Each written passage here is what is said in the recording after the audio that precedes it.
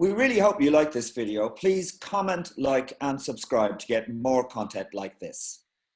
Hi, Nick Elleray. Welcome to the Need to Know Comedy Show. How are you today? I'm good, thanks, Joe. Thanks for asking. That's good. Are you? I read that you're getting into a bit of gardening at the minute. Is that true? Oh, I'm glad you brought it up. Yeah, well, during lockdown, you got to spend your time and your kind of wherewithal on something, and comedy's not happening. So I've been hitting the garden, and I've never done it before. I called my dad and started chatting to him and started chatting about the lawn, you know, because he's an Australian suburban dad. He's spent a lot of energy on the lawn in his years. And we were just chatting about that. And he said, mate, I've waited 50 years to have this conversation with you. He was enthralled that finally we had that to join us together. Oh, that's nice. Yeah. And are you doing is it the lawn, or are you doing a bit of vegetables as well? Bit of vegetables, bit of decorative stuff. I've gone through quite a few varieties of flowers in the backyard because I didn't really understand that you have some flowers for different situations. And, you know, like I got a bunch of very lovely calceolaria in the garden, and they don't like clay. And we got a lot of clay. So after a couple of weeks, they're not having a good time. And it's like, well, see you later to those. And you've got to get some new ones in. So it's been a learning curve all the way through. Oh, wow. Actually, I'm very jealous of you because I don't have a garden at the moment. I used to have one. What was your motivation in the garden? What got you excited? Well, when I moved from the city out to the country first, I sowed some bulbs. And I remember the first bulb that sprouted up, like, because that would be in February, a bulb will come up, a crocus. And I was just so excited to see the little green tip coming up in February. And it went on from there then. And we had apples and stuff like that. And then I got to, separate, divorce. And unfortunately, I'm in an apartment at the minute. But I want to get back to the country and have a garden. So. Yeah, it's funny. People tell you this all your life, and then you do it and you go, yeah, it's good for your mental health. A bit of time in nature and getting in contact with the cycle of life and all that. And it's such a benign activity. You know, there's no angle in it in terms of ego or malice or jealousy. I think the fact we're going to talk about comedy is why I'm picking up those things. It's just pure positivity, isn't it? And it's slow. Even like I've got some tomatoes coming through. I've had a few batches of tomatoes, and it's free food. And which is, oh yeah, this is how many people exist. I didn't really think about it before. And they're all right. The tomatoes. I mean, realistically, I should probably leave it to the professionals, but they're good. They're edible, and it's just something I did by myself, which is amazing. You can tell I grew up in the city, can't you? Yeah, no, but I grew up in a farm, but I and then moved to the city for about 15 years. So I was still as excited as a city dweller well, the weird thing is actually when you grow up in a farm, sometimes there isn't that romantic kind of attitude to vegetables. It's just a business, you know. Yeah, it's just the job. Yeah. There is. I know farmers do get attached to their animals and stuff, but there's also that cutoff point where you go, yes, but if she's not, if that cow isn't doing what it's meant to do, she'll be off to the factory. Yeah. But let's not talk about sending cows to the factory. What about your comedy career? So you grew up in Australia. Did you start doing comedy in Australia as well? No.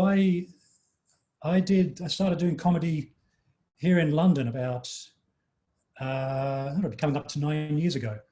But I've been in London for 23 years.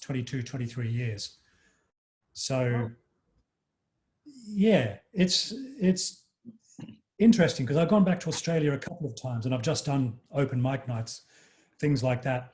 And part of me has been worried that my performance or my comedy has been shaped by here, by Britain, and wondering whether it's going to translate to Australia. And it's basically the same. The sensibilities are very similar, I find. I think, particularly my generation as well, we grew up with a lot of British influence in Australia in our comedy and TV generally. I think it might be more American now, but yeah, I found Australia very easy to do comedy in. Probably more, slightly warmer than the audiences in London anyway, although that's not really saying much, is it? Don't have a reputation for being the most giving of rooms in London. Right, yeah. But so you started, what, say 9 years ago? Yep. And what did you do before that? What was your profession? I've done a few different things. I've done a lot of kind of retail and hospitality work before I came to England. Before I moved over here, I was working in a guitar store, which was the best job I ever had. Oh, wow. And I moved to London and started working in offices because you just can't afford to like have it's very hard to live in London on a retail salary, you know. So I ended up working in offices and things and ended up becoming a web developer. And I still do that 3 days a week now, which has been very useful during lockdown. Oh yeah, brilliant. So I mean, you were, and all that time, were you writing bits of comedy? Were you thinking about being a comedy writer? Because your stuff obviously is really well crafted, well written comedy. Thank you. No. I mean, I started about 8 or 9 years ago and went from scratch there. I mean, I don't like saying this, but it is true that I am probably more of a writer than I am a performer. And I've always taken it as a kind of double-edged compliment in the early days when somebody would say to me after a gig, you know, great writing. Because, you know, the flip side of that is, geez, imagine if they had someone decent to perform that, it'd really fly. But it is true that I tend to construct things more and take time, you know, agonizing over the right words and the placement of things. Well, I'm getting a bit looser now. Yeah, so I think previous to performing comedy, I'd always tried to make people laugh. That's always been, you know, it's locked in there for some reason. And I had a friend who started doing stand-up comedy, and I'd never known someone to do it before. And I was like, what, you can just do stand-up comedy? And he's like, yeah, you should do it. And I thought, okay. So I did. And it's annoying because I wish I'd started sort of 10 years earlier, maybe. Maybe not when I was 20. Although thankfully, if I'd started around then, there wouldn't be the constant use of YouTube and videoing things, which I find absolutely horrible. Where you see new acts who post their first gigs online, and it's like, mate, you're never going to get that taken down, you know? I know what you mean. It's incredible that people will put up their first, like, or maybe their third or fourth gig. It's very brave of them, but obviously they're very confident in their work. But I think again, maybe it's, I mean, we're probably a similar age, and I think, to my mind, I associate with releasing a video as something of being, you know, tantamount to having it on TV. Like, the whole world's going to see it, and in reality, it's going to be like 100 views tops over 3 years. But I feel like all that stuff I did early on, I mean, some of it was rubbish. And I would hate to think that, I'm sure I'll feel the same way about what I do now in 5 years or 10 years, but I'd hate to think of somebody seeing that early footage and saying, that's that guy. That's who he is, you know? I mean, when you started a while ago, obviously, and yeah. When did you first have a piece of your performance on the internet or on TV or something like that? When did you think, how did that feel for you? I never like watching myself. So I would have done a few TV slots, I guess, sorry, in my 30s. And then I had a DVD come, recorded a live DVD with, and I hate that. Yeah. Yeah. People do like it. I mean, people say they like it, but I look at it and I don't like it. Because I was really nervous because it was a big, huge audience, well, 1,000, and I only had one shot at it. Yeah. I think when they do proper specials in America, where they do it right, probably they shoot the same show twice, 2 or 3 times. Yeah. I only had one shot at it, so I was totally shitting it. Like it was. So that's what I see. I see somebody scared. Anyway. Yes. It's hard to enjoy it when it feels important. Yeah. No. It's like in competitions or in tryout spots at big clubs. They're never fun. It's always, once it starts feeling like something matters, it's hard to relax and just have fun. Oh, it's awful. Yeah, I remember when you're doing those or you have your 7 minutes, and if this goes well, you get a full slot. That's not fun. That's not fun at all. Where was your first gig then, Nick? It was at the Cavendish Arms in Stockwell, London, on December 5th, 2011. Right. Since you asked, not that I think about it a lot. So you remember it quite well. And how did that feel then, that first gig? It was just terrifying. It was just very, very scary.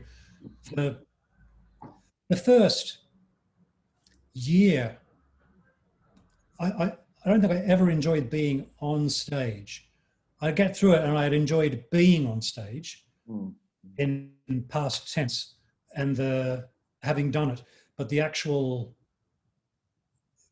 being on stage, and like I just couldn't relax too much. I was too busy remembering my stuff and just getting through the fear that so many people have with public speaking. I find that very interesting, the level of fear we have about that, considering how little is at stake physically, or, there's no real jeopardy, is there? But it pushes something so... It's very interesting, all right. And it took me about 5 years maybe to get some form of going on stage relaxed. Yeah. Then I did a course in clowning, and what I learned from that was that to try and be just present in the moment, and that's the way to do it, I think. Don't you think? I think so too, and it took me a long time to realize that it's not just the material, like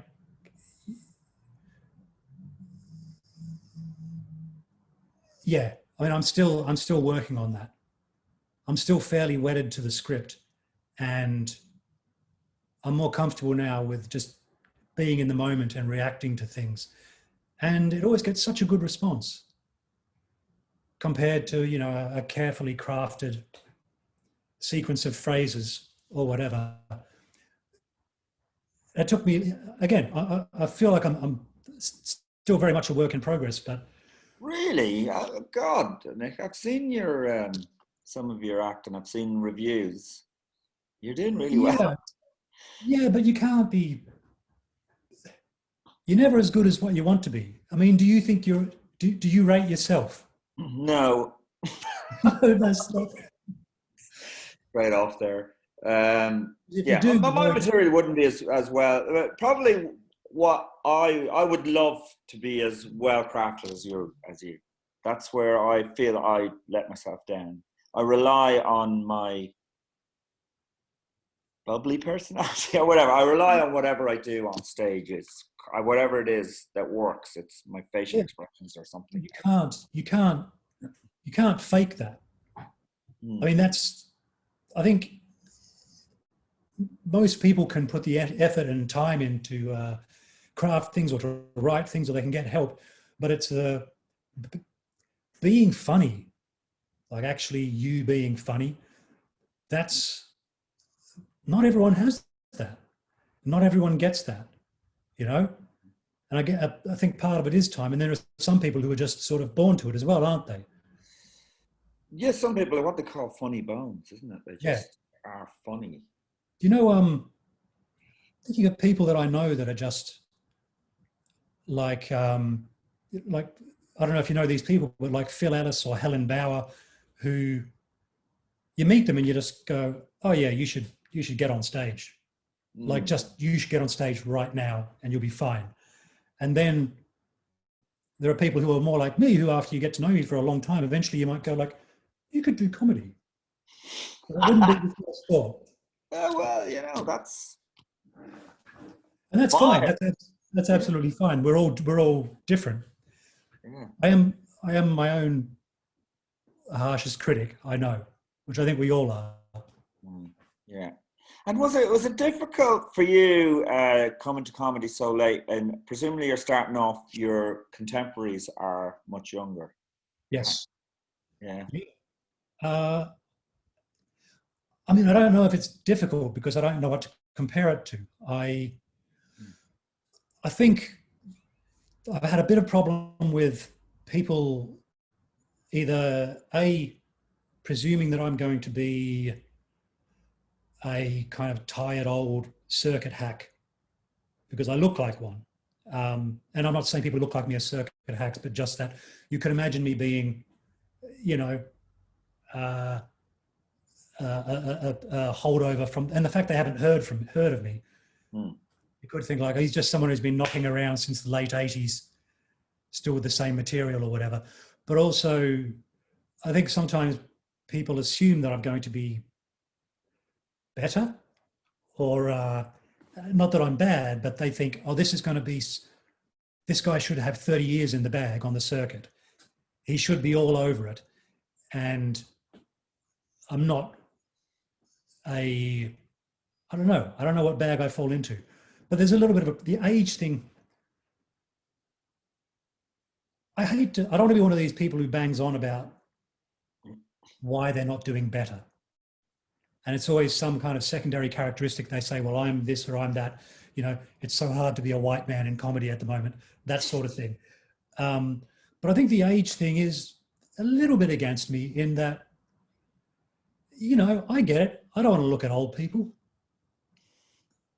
I don't want some crusty old geezer on stage when I can have some bright-eyed and vibrant young person to spend 20 minutes with.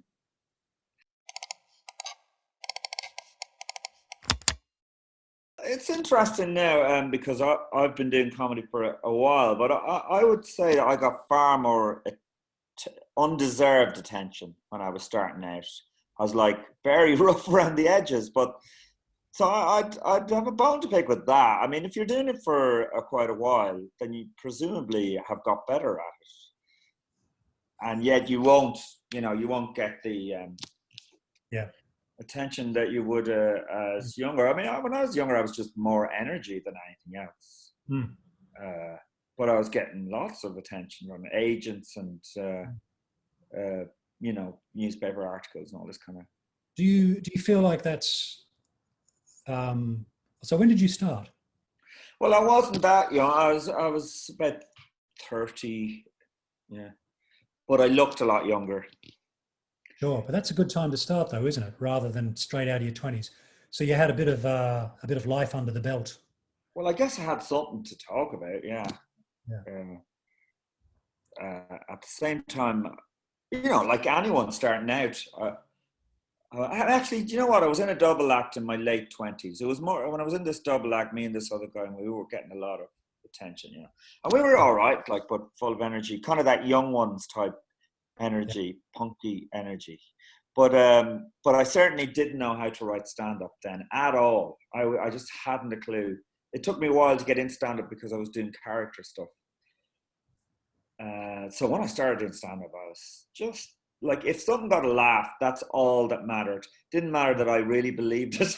Oh, look, I'm the same. I mean, that's one of the reasons I'd hate to have my early footage on in public view, because it was very much just, it's a joke, and it's just like, oh, that's a good joke. And it didn't matter whether it had any connection with who I am or how I appear to the world or anything. It was just, that's a joke, so I'm going to say it. And it's this stuff you don't recognize it until you've done it for a bit. And when you see a new act and they've got all these jokes, and you just go, yeah, but they're all over the place, and I don't know who you are. Well, they don't all represent one personality. They feel like they're very. I mean, I've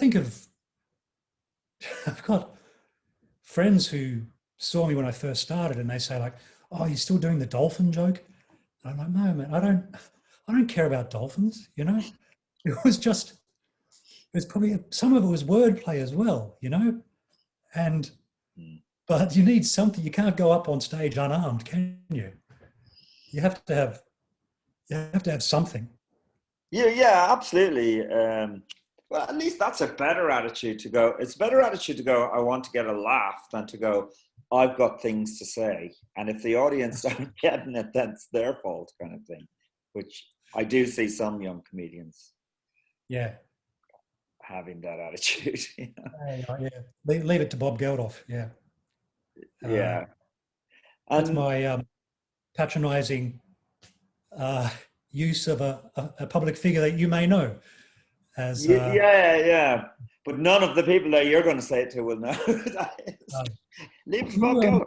Who the fuck's Bob Geldof? That is a thing with playing with, like, audiences in London tend to be younger on whole, and I find that if I do gigs outside of London, there's stuff that lands a lot better, because it's, I'm a middle-aged person and I'm talking about my life, and there are more middle-aged people outside of London, and sometimes there are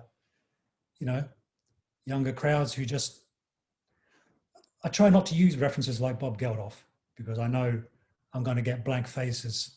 Yeah. By the way, did we do a gig together at Chaplin's about 2 years ago or 18 months ago? Oh, it's in Dublin. Yeah, I think, because I did a middle spot on a Friday and a Saturday for is it Simon? Simon O'Keefe, yeah. That's it, yeah. Oh, maybe we did. You may have the thing is, passed.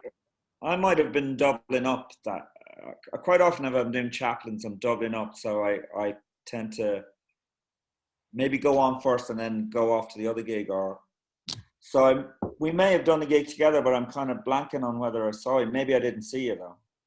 I don't think we had a chance to chat at all. It was just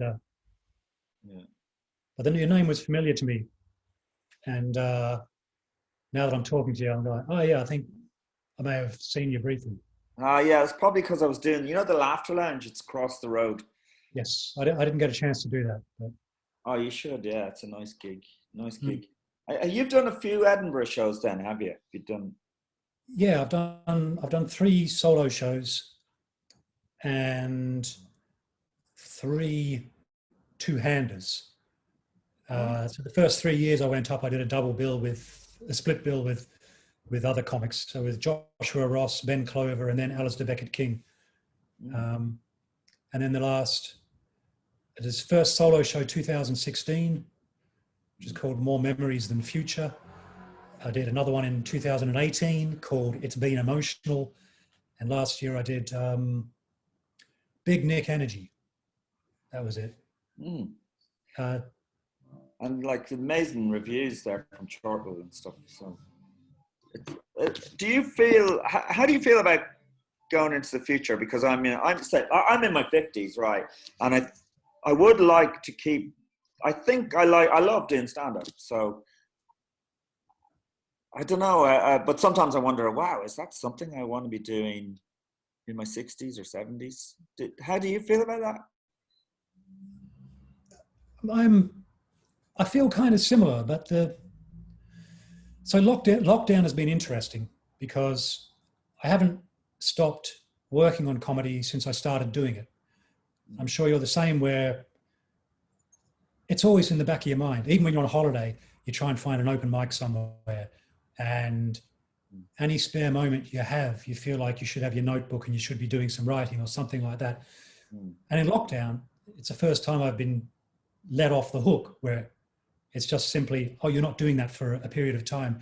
And it was blessed relief. It was a real relief for a period of time where I didn't have this guilt for not working on it, but also not having to traipse around London or the southeast of England, 3 or 4 nights a week, getting in at, whatever time of night, spending, 4 or 5 hours on public transport to do 20 minutes or whatever for not huge remuneration, and which starts to chafe after a while, doesn't it? You're like, well, Yeah. I like it. The first 2 months of lockdown, I was absolutely delighted. I was going, this is amazing. I'm not driving back from some place down the country and coming in at 3 a.m. But then I did a live gig, and I was like, oh my God, it's amazing. I know why I do it now. So I've done a couple of Zoom gigs, and they are not gigs. No, they're not gigs. They're a very poor substitute. I had my first real gig back on the 10th of October at Camden Comedy Club. So that's my plug for my upcoming appearance. And I'm excited about it, but I also don't feel particularly connected to a lot of my old material. After, you kind of, when you're gigging, you just have it loaded up in your head all the time. After 6 months, it's just sort of seeped out. And if I was going to write a set now, it'd be 70% different to that. And not because I'd be talking about lockdown either. It's just because I have material that I wrote 5 years ago that I'm still performing now because it works. It's good material, but I don't really feel that connected to it. But I also don't want to have to write a new 15 minutes of material before the 10th without having a chance to try it out. Yeah, I know you tried it. I did 4 gigs abroad. I went to Slovakia and the Czech Republic just to do gigs, by the way. 4 gigs. And the first one, I blanked in the middle of it. I said, I don't know what I'm talking. I don't know what I was about to say next, but just bear with me here. And the second one was okay. And then by the third one, I felt, wow, I'm really flying here. And then I was beginning to think of new bits to start putting in. And I was riffing on some stuff that I was just thinking about. So it took 3 really but I don't feel I can write like without doing a gig. I've been writing sketches and shooting sketches and all that kind of stuff. I feel like that now as well.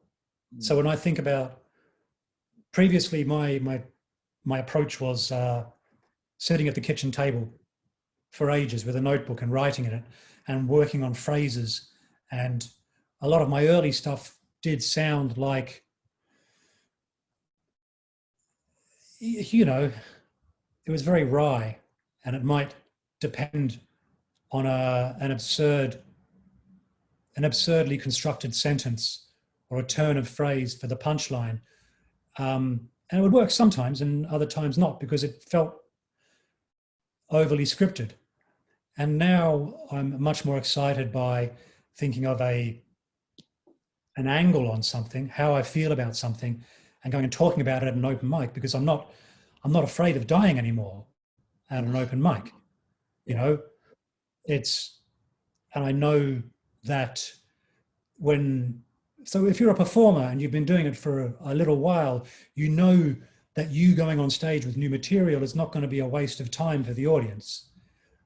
Whereas when I first started, I felt like me going on and bombing without really having a lot of front or performance would just be terrible for an audience. And it's like, oh, this is just some guy reading out his notes.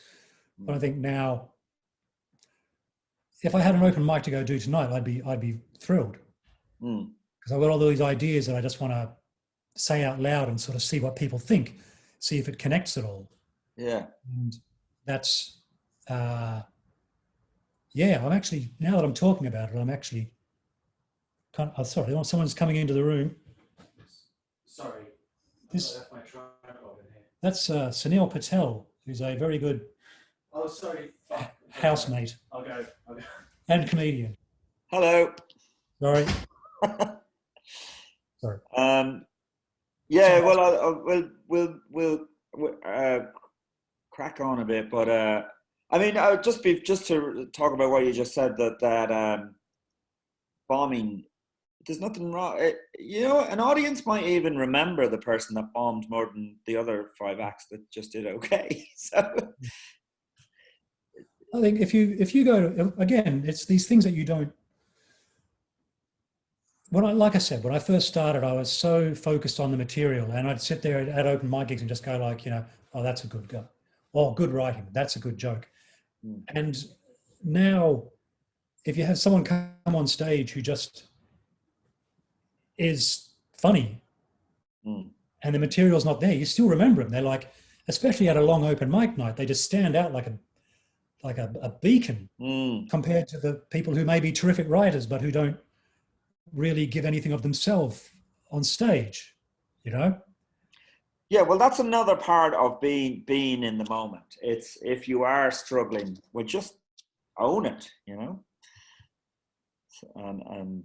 And the audience are interested in that. They're interested in someone struggling, you know? Yes. It's quite fascinating to watch, because I find it fascinating when I'm watching someone struggling. I just love it. You see them. Yeah. So it's a good thing. So before we wrap up, I'm going to ask you if you've got an act that you'd like to recommend that I could chat to on the show that you've seen or that you've worked with. Yep. So there's loads. Do they need to be still performing? Well, would they come on this? Yeah, true. Well, go ahead. Who are you going to say there, anyway? Who are you going to say? Well, I was just thinking of people that. The first person that came to mind is a guy called Tim Shishodia, who I used to see quite a lot when I first started. And he's one of these people that you just think, hey, he's so funny. He's so great. He's so clearly, he's going to do great. And then the world just sort of kind of ignores him, and you're going, why can't you appreciate that? Tim Shishodia is one of those guys. And I have several friends who are on the circuit who will still do Tim Shishodia impersonations with each other. Oh, wow. That sounds amazing. I hope we can contact him then. And I don't know if he's doing it anymore, but he was a lovely guy as well. If he's not, it would still be nice to chat to him. Yeah. So. But if somebody who is definitely still going or is still thriving, say Mickey Overman. Mickey Overman is a Dutch comedian. She lives in London, and she's she always cheers me up when she's on stage. She's if you're in Australia, you'd say she's a goose. She's kind of daft and personal, and I always enjoy if she's on the same bill or if she's doing a show. I'm just like, great, I'll enjoy that. So I think she's doing all right. Maybe she doesn't need the attention, but she'd be a lovely person to chat to. Oh, that's brilliant. two really good recommendations. Thanks a lot. And it's been really nice chatting to you. Your stuff is amazing. I've been watching it, and it's just really, really great stuff. And hopefully we'll do a gig together then. And certainly, if you want to come over to Ireland, give me a shout. I'd love to. Yeah, we'll do. Yeah. Yeah, I've really enjoyed every gig I've done over there. I did the Spirit Store in Dundalk. Oh right, I live just down the road from there. Really? Yeah. That was very lively and a lot of fun. Oh, how did that come about? When was that? That was probably 3 years ago, and I went over to Dublin and I cast about for other gigs, and I also what's his name? Is it Aidan? Gillian. Yes. Aidan and Gillian. yeah, and he I contacted him and he put me on just in the middle, along with what was her name? She's over here now. Eleanor Tiernan? Sorry? Eleanor Tiernan, is it? No, I know Eleanor. She's fantastic. All right. Joe something. No, it was she. I think she used to do radio over there. I can't remember, but I also met Peter Ferguson on that trip. Peter Flanagan, sorry. Peter Flanagan's an Irish comic over here who's a very nice man and very funny as well. But all right, cool. Anyway, yeah, well, look. Yeah. But definitely come over again, and I'll search out for a few gigs as well. Oh, thank you very much. And good luck with the gardening. I'll send you some photos. It's harvest time now, so you should be picking and digging and everything. Yep. All right, Nick. Nice talking to you. And you, Joe. All right, good luck. Later. Bye-bye.